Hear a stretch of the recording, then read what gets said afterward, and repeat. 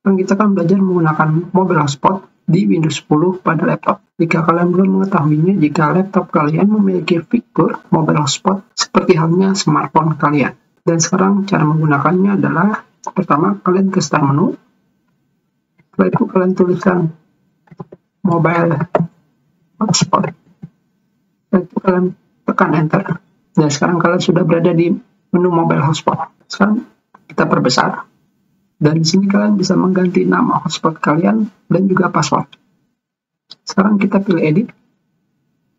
Di sini digunakan untuk mengganti nama hotspot dan di bawahnya digunakan untuk mengganti password. Tentunya paling tidak harus terdapat 8 karakter. Setelah itu kalian bisa menekan tombol save dan settingan kalian akan disimpan.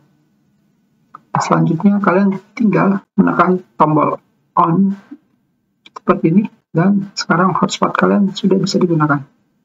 Tentunya jika kalian ingin mematikannya, kalian tinggal menekan tombol off lagi.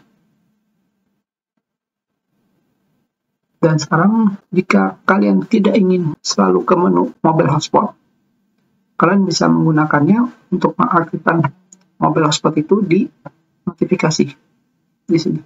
Dan di sini kalian hanya tinggal menekan mobile hotspot dan sudah selesai. Kita sudahi pelajaran kita. Terima kasih.